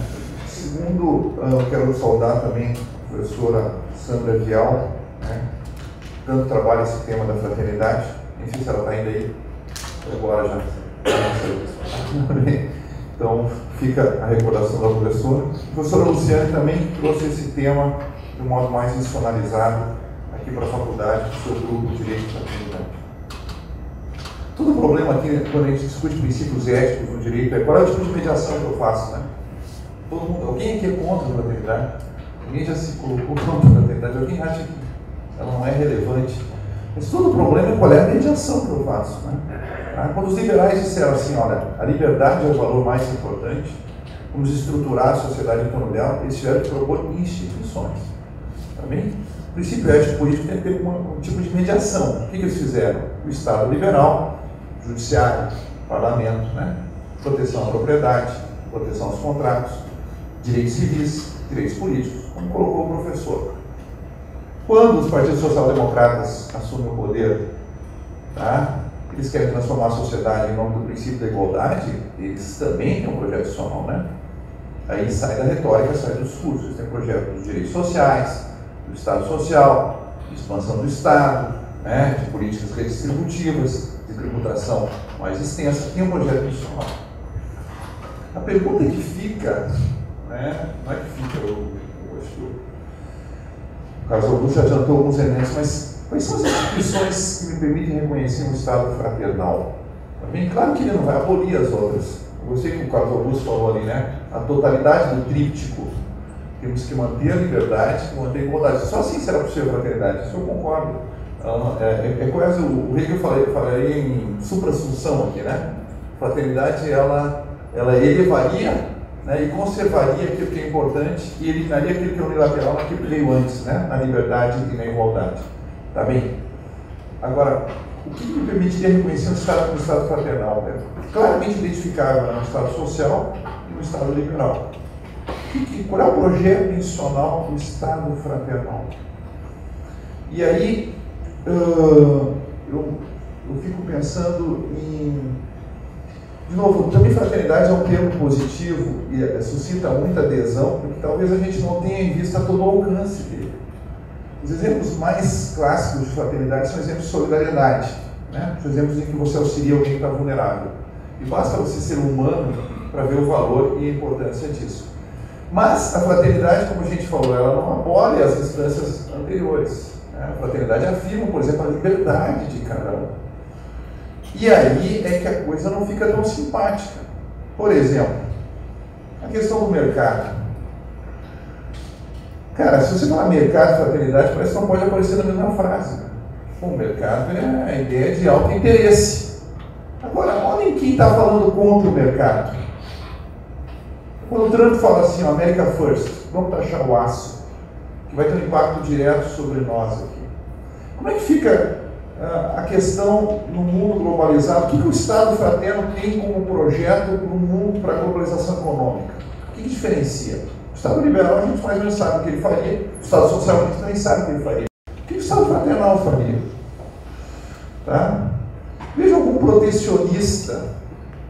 E, curiosamente, nem todo protecionista é de esquerda, né? Tem protecionistas de direita também. Qual é a postura dele perante a fraternidade? Como é que ele reconhece o outro? Quando eu digo America First, eu estou reconhecendo o outro. Como é que fica, então, a postura, tá, do Adam Smith, quando escreve Riqueza das Nações, assim, eu não estou falando da riqueza do Reino Unido, eu não estou falando da riqueza de uma classe, não estou falando da riqueza da Europa, eu estou falando da riqueza das nações. O modelo que eu estou propondo aqui vai melhorar a vida de todo ser humano no planeta. E ele é totalmente contrário à política, tá, colonialista e imperialista que tinha o Reino Unido. Basta ver a riqueza das nações, se tiver um pouco de paciência, vale muito a pena. Ele dizia, olha, a amizade, o comércio promove a amizade entre as nações. Tu vende queijo, eu vendo vinho, vamos nos unir aqui, tá bem? Se não fosse o comércio, eu ia ser indiferente ao meu destino, você ia indiferente ao meu destino. Como é que fica? Tá? Ao mesmo tempo, o tipo de globalização que a gente teve, a gente sabe, que deixou órfão uma parte, né, desse operariado não qualificado do primeiro mundo. Né? A gente sabe que eles ficaram órfãos. Por isso que eles votam no Brexit, por isso que eles votam no Trump. Qual é a política fraterna para esse tipo de gente? Tá? Que teve o seu emprego sucateado. O que o Estado fraternal tem que fazer? Ele vai repetir a forma do protecionismo? Vai repetir a forma do Estado social que dá um seguro-desemprego para o cara a vida toda? Tá? Isso que é ser fraterno, receber seguro-desemprego a vida toda? Tá? Outro ponto aqui. A questão, de novo, no mundo globalizado. Né? A fraternidade também se opõe ao uso da violência. Ok, perfeito. Eu acho que o modo fraterno de resolver o conflito exclui a violência. Mas a gente pode excluir o uso da violência em qualquer conflito. Alguém já tentou conversar com Assad para ele parar de matar a população dar algum tipo de resultado? Ou com Gaddafi, toda essa turma? O que a gente faz? A gente proclama, esse é o princípio do Estado liberal, né? O Estado liberal é não intervenção. cada um por si, a soberania estatal. E aí, vai morrer todo mundo lá? Que a gente não tem nada a ver com isso? Ah, mas a gente não vai adotar nenhum meio violento. Tem um diplomata francês do século XIX que sobreviveu, final do século XVIII, início do século XIX, sobreviveu a todas as vicissitudes do processo político francês, porque ele estava sempre fora da França, quando os caras baixavam a guilhotina. Desde a Revolução Francesa até Napoleão, ele tinha sorte de estar fora da França, o Talleyrand. O Talleyrand falava o seguinte: olha, não intervenção é um conceito difícil, porque se você pensar bem, não intervenção significa mais ou menos a mesma coisa que intervenção. Dá na mesma, né? No direito a gente conhece o crime por omissão, né? Não fazer alguma coisa já é tomar uma decisão e ter que responder por isso. Então ninguém pode se tranquilizar a sua consciência com a não intervenção, que significa mais ou menos a mesma coisa que intervenção, significa continue fazendo o que você está fazendo. Como é que fica a questão de um Estado fraternal em termos de política externa, quando eu tenho regimes homicidas? O que eu fico? Qual é a minha atitude? Depois, um outro tópico também. Não, você está bem. Te agradeço, Carlos Augusto, também está aqui com a gente. Debater com filósofo é complicado, complexo, muito complexo, porque eles têm a característica do dom de ir até as últimas consequências. E sempre tem mais alguma coisa, né? De repente, se eu tivesse como encontrar todas as possíveis respostas objetivamente consideradas as indagações de Luiz, ele teria mais umas 50 outras para questionar, tudo certo. Enfim. Na verdade, eu vou responder objetivamente com uma consideração. Evidentemente que eu não tenho essas respostas. Até porque o Estado fraternal, que eu entendo que é um caminho a ser perseguido, é um caminho a ser perseguido. Não é um modelo pronto e acabado. Nós falamos do Estado liberal e do Estado social como que tem as suas instituições, que busca, que tem a resposta para aquilo que ele se propõe, depois que o Estado já se sedimentou há muito tempo e temos essa resposta. Podemos identificar situações muito bem claras e dizer que sou contra ou que sou a favor, se atingiu o objetivo, não atingiu o objetivo, porque nós estamos evoluindo e partindo de momentos de superação. Então o Estado liberal foi superado, mas há quem defenda o Estado liberal e deseja o Estado liberal. Estão aí os chamados neoliberais. O Estado social é a mesma coisa. Enfim, na verdade eu acho que, e continuo afirmando, que enxergo na Constituição de 88 pistas, elementos, sinalizações de um Estado não mais liberal nem mais social, se bem que tem elementos de Estado liberal e Estado social. Porque, na verdade, não é um processo de substituição e de transformação. É um processo de sedimentação ou adensamento, vamos dizer assim, de mecanismos que foram importantes. Os direitos civis e políticos são direitos muito importantes. Foram, numa determinada época histórica, muito mais importantes e continuam sendo. Os direitos sociais, econômicos e culturais da mesma forma. O que me parece relevante na exposição que faço é que, para algumas situações, o Estado liberal e o Estado social não se revelou suficientemente apto a enfrentar a complexidade do mundo que se apresenta hoje. Mas não ficar sem nenhuma resposta às inquietações do professor Luiz, que tenho certeza que é alguém que defende o Estado fraternal. Talvez não saiba encontrar como, e está querendo comigo, não é? E com todos nós, encontrarmos essas pistas. Mas não estamos satisfeitos com o Estado liberal ou neoliberal, ou mesmo com os mecanismos que foram utilizados no Estado social. Até porque os valores fundantes do Estado liberal, do Estado social, estão sendo objeto de transformação. Por exemplo, há um artigo muito importante de Zygmunt Bauman, foi publicado até no jornal da Itália, que nas suas reflexões, que ele faz quase que uma narrativa daquilo que é o mundo fluido hoje, não é? O líquido, não é? Todos os textos que ele tem desse notável sociólogo polonês, ele fala que o tríplice revolucionário francês, a liberdade, a igualdade e a fraternidade, foi substituída por segurança, paridade e rede. Não sei se já tiveram a oportunidade de ver esse texto, ele é muito interessante.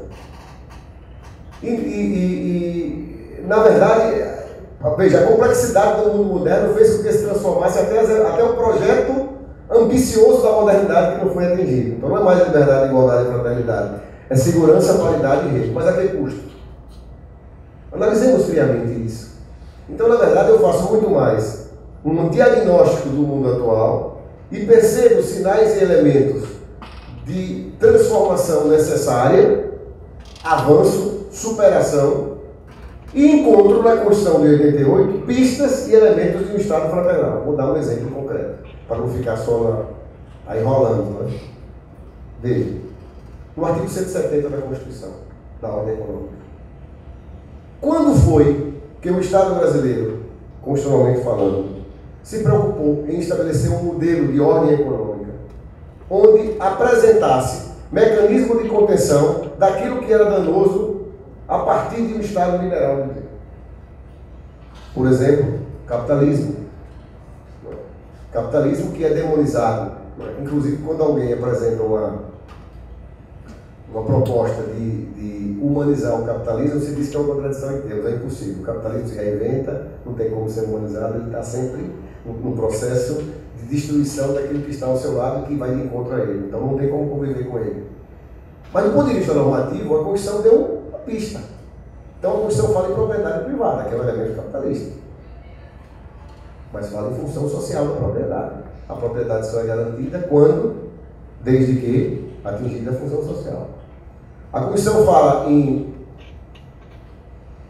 princípios nitidamente referentes ao capitalismo, né, como livre iniciativa, livre concorrência, que por vezes passa por cima como um trator de todas as pessoas que estão em volta e que não conseguem sobreviver em razão do capitalismo. Por exemplo, dá um exemplo simples, bem singelo, essas grandes redes de farmácias destruíram todas as farmácias pequenas por causa da competição, né? Mas o que é que o Estado, daquilo que é possível fazer, aí ele estabelece princípios contrários para conter o avanço desmedido desses elementos capitalistas. Aí ele fala meio ambiente, ele fala em defesa do consumidor, ele faz menção à proteção ao pequeno mercado, com mecanismos compensatórios de incentivos. Então, ele estabelece contraprincípios aos princípios que seriam de um Estado puramente liberal e com base capitalista, no liberalismo, enfim, e ele dá pistas no sentido de contrabalancear esses efeitos danosos. Me parece que isso é um elemento importante, é um caminho de mitigação daquilo que o Estado liberal e mesmo o Estado social não foi capaz de resolver, porque se esgotou completamente. Então temos que encontrar um modelo alternativo. Então, eu não saberia responder por completo essas situações, mas acho que práticas fraternas ou direito fraterno não abdica do papel coativo que o direito tem em algumas situações. Você fez menção em violência. Você tem que conter os abusos do uso dessa violência. Quando o uso da violência institucional, por parte do Estado, por exemplo, para evitar que outras violências mais graves aconteçam, não haja nessa contenção abuso, como por vezes acontece. Então eu não saberia dar todas as respostas a essa série de indagações. Eu diria, por certo, pelo menos uma dezena delas, né, porque eu conheço esse filósofo que tem se esmerado em buscar conceituar a fraternidade. Já tem artigos sobre isso. Não é? Nós vamos fazer uma publicação em abril que tem um artigo sobre o conceito, ou buscando estabelecer conceitos para delimitar o que é de fato ser fraterno, ou adotar o princípio da fraternidade.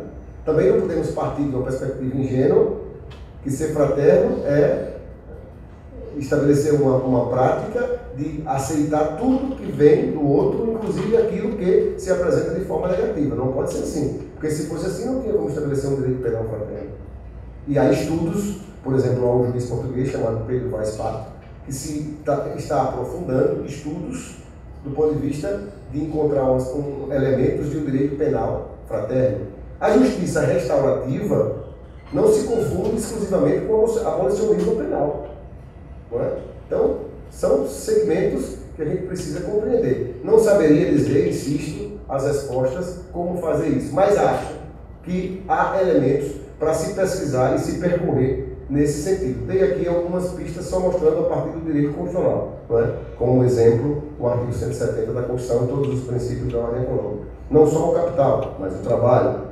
Não só a busca do lucro, mas a função social da propriedade. Enfim, elementos que se contrabalançam, que entram em mitigação, vamos dizer, são freios e contrapesos, para usar uma linguagem clássica do direito constitucional, para evitar esses abusos. Eu acho que isso é um novo caminho. E um novo caminho não é nem liberal, nem social. Prefiro chamar de fraternal. Por quê? Porque trabalha com o outro. A responsabilidade com o outro. Não é? Nesse seu texto, você dá pistas importantes, inclusive, não é? De o que é ser fraterno. Numa perspectiva, eu diria eu, inclusive até jurídica. Não é? Até jurídica. Acho que temos um caminho árduo a percorrer. Acho que vamos encontrar diversos óbvios a superar. Talvez não superemos todos, mas o projeto do Estado Liberal tem quantos séculos? Então, estamos no início. Talvez precisaremos recuar em alguns pontos, rearrumar os conceitos que estamos fazendo, né? Estabelecer polimento em outros, de repente deixar de lado alguns e ir adiante, mas eu acho que sem esse referencial inicial, de que eu tenho responsabilidade em relação ao outro, depois não é só o Estado que tem que ser o responsável último para buscar a concretização da fraternidade. Eu defendi aqui e defendo, na linha da doutrina social da Igreja, que o Estado tem que adotar um papel subsidiário em relação à responsabilidade social. Ou seja, temos que encontrar mecanismos de envolver responsabilidade social de todos, não só ser o Estado aquele que eu tenho que cobrar. Que é muito simples também para nossa vida, a gente colocar a resposta e a responsabilidade no Estado, não é? E aí eu sempre cito um exemplo muito singelo em relação, por exemplo, à limpeza urbana. Ou seja, é o Estado que tem que recolher o lixo, mas quem descarta esse lixo de forma inapropriada? Então, se o Estado, por exemplo, estabelecer sanções punitivas para quem se comporta desta maneira e sanções premiais para quem se comporta de outra forma, ele está contribuindo para a construção do Estado de responsabilidade social, do Estado fraterno. Mas eu faço votos que a inteligência do professor Luiz Bazuto se some, como já está se somando a nós de Direito e Fraternidade, para contribuir para encontrarmos respostas mais consistentes de como superar essas situações e até como mudar de rumo para encontrar respostas mais satisfatórias. Eu acho que a gente está num rumo importante, mas não temos neste momento todas as respostas, mas acho que as respostas que foram dadas para esses problemas no Estado liberal e no Estado social não foram satisfatórias, ou não estão sendo mais satisfatórias. Então temos que encontrar uma terceira via. A doutrina de Chiara Lubich, por exemplo, no campo da economia, ela aponta uma terceira via, não a economia puramente no viés capitalista, nem uma economia puramente no viés socialista, mas uma economia de comunhão. Tem lá os princípios, há pessoas que trabalham academicamente nessa linha. Então, e não é um produto ainda completamente acabado, é um produto em elaboração. Então, nos somemos todos para encontrar essas respostas. Se estão satisfeitos com o Estado liberal e com o Estado social, não podemos ingressar e buscar uma outra via, e sim retornar para o anterior. Se não estamos, nos somemos para encontrar essas respostas, que eu acho que é um caminho que, pelo menos, é uma nova perspectiva. E as premissas que se apresentam para essa nova perspectiva, ninguém contesta, como você falou. Todos querem trabalhar nessa linha da fraternidade, porque não tem outro caminho, me parece. Quem pode ser contra? Você pode dizer, não tem como, a natureza humana não permite, as circunstâncias fáticas do mundo contemporâneo não vão possibilitar que isso aconteça. Podemos dizer isso. Mas acho que a gente tem que buscar percorrer esse caminho novo e encontrar respostas para isso. Por exemplo, em relação a esse questionamento de Bauman, que ele substitui não, ele verifica que se estão substituindo a liberdade, igualdade e fraternidade por segurança, paridade e rede. Há um estudo também de Antônio Maria Maggi que ele contesta exatamente isso, mostrando que é é um pensamento mascarado, egoísta, individualista. Será que o mundo convive mais com isso hoje? Essa é a reflexão que se pretende fazer. Ou é melhor caminharmos em busca da construção do que estou chamando de Estado fraternal, ou de Estado democrático de direito, no viés fraternal, enfim, Estado, os ambientalistas fazem menção ao Estado ambiental, enfim, que é, no fundo, a concepção de responsabilidade pelo outro, e com o outro, e não apesar do outro, que é como se vive até hoje. Nós vivemos e mantemos as relações subjetivas, apesar do outro, sempre achando que o outro, o inferno, foi o outro. É isso que se pretende superar. Como não tem todas as respostas. Então, agradeço a presença de todos, a presença dos professores aqui. Não posso terminar sem agradecer a professora Luciane Barzotto, que nos conduziu até hoje aqui no Grupo de Estudos do Direito e Fraternidade, aqui na URGS. E vamos encerrar para poder o professor Carlos Augusto também fazer essa sessão de autógrafos, né?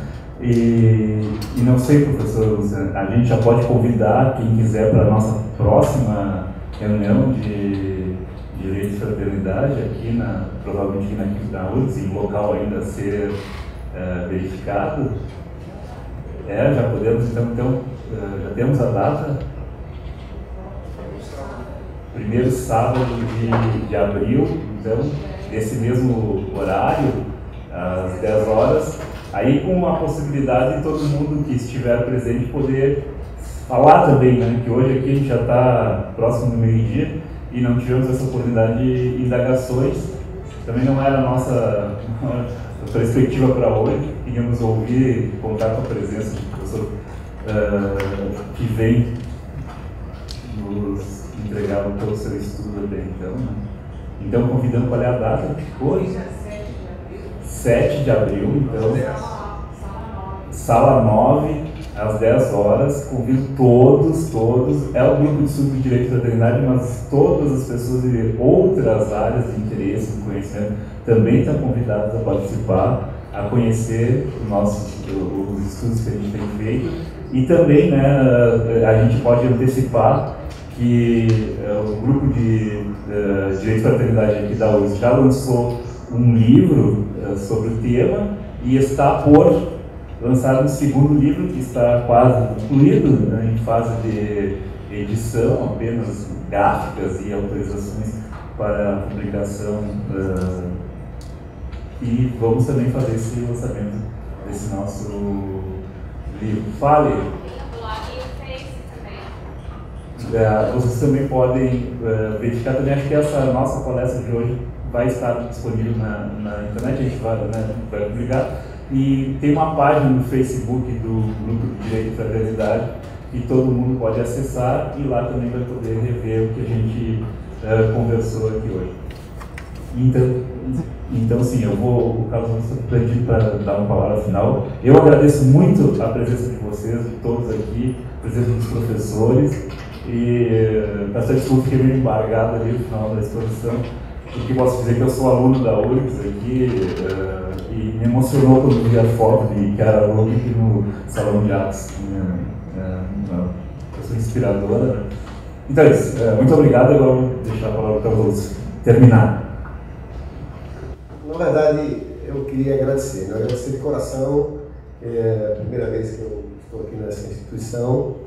E queria agradecer não só o carinho na forma como fui acolhido, não é, por todos, mas agradecer pessoal e particularmente a esse casal, né, casal Barzotto, Luiz e Luciane, pela forma como me acolheram aqui, pelo convite generoso que me fizeram para que eu pudesse partilhar com vocês as minhas inquietações nesse campo.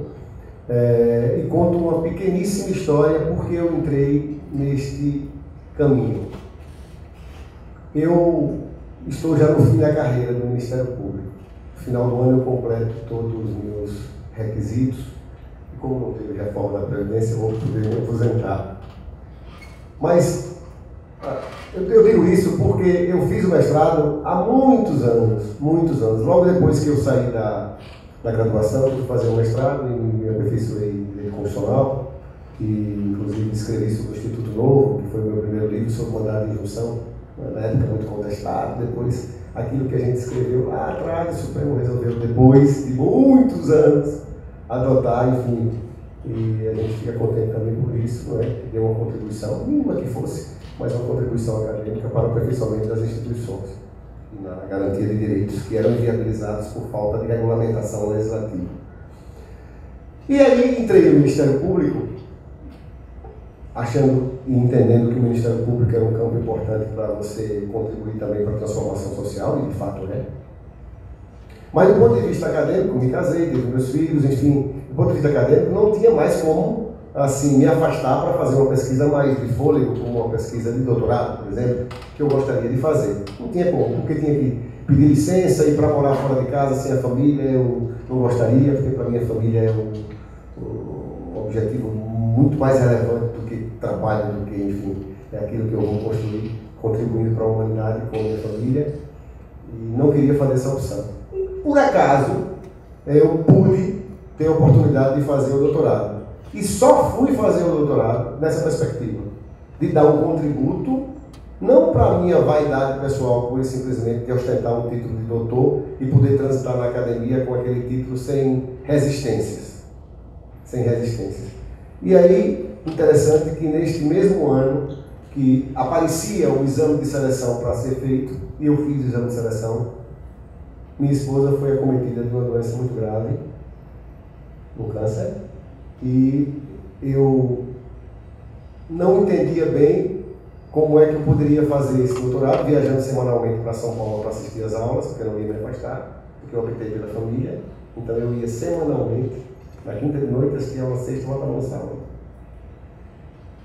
Mas não via como minha esposa com tratamento nessa linha. E aí eu indaguei se eu disse que não ia mais fazer, por causa, ia ficar ao lado dela, né? Enfim. E ela me disse que não, que eu tinha que fazer. Porque se Deus permitiu essas coisas, é porque tudo tem uma história. Né? E aí eu fiz esse doutorado, nessas circunstâncias, mas ao lado da minha esposa. Deus deu a graça que ela se recuperou da doença, né? Venceu a adversidade, e eu entendi que aquele era o custo que eu deveria suportar para buscar defender uma tese que pudesse servir de algum elemento para contribuir na transformação da humanidade.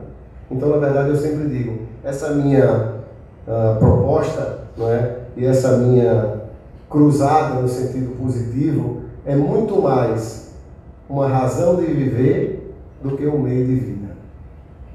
Então, me custou bastante esse doutorado, mas me custou por um objetivo maior, não é? Então, por isso que vale a pena trabalhar por esse ideal, não é?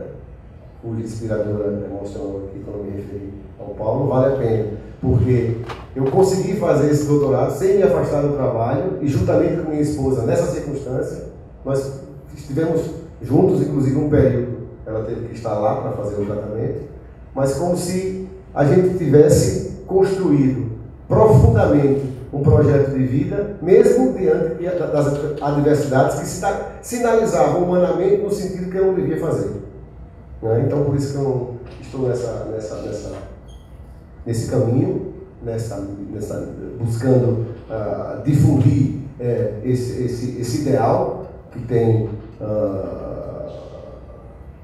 fundamento no pensamento de Keanu Lubitsch, que não é do movimento Socolares, mas contribuindo para a transformação social. E faço isso com muito prazer. E quando vocês me proporcionam um momento de discutir esse tema, eu venho quase como para cumprir uma vocação. Uma vocação. E assim faço, profundamente comovido de entender que há pessoas que também estão juntas nesse ideal, na busca da concretização desse ideal. Então eu agradeço de coração por vocês terem me proporcionado esse momento que a gente sente que é momento também de fraternidade entre nós. Entre nós. Muito obrigado, Luciane, muito obrigado, Luiz, por ter possibilitado esse momento. Muito obrigado a todos que aqui vieram. Neste sábado, eu até estava dizendo, grupo de estudo dia de sábado é ideal mesmo, viu? Né? Então, muito obrigado a todos, muito obrigado.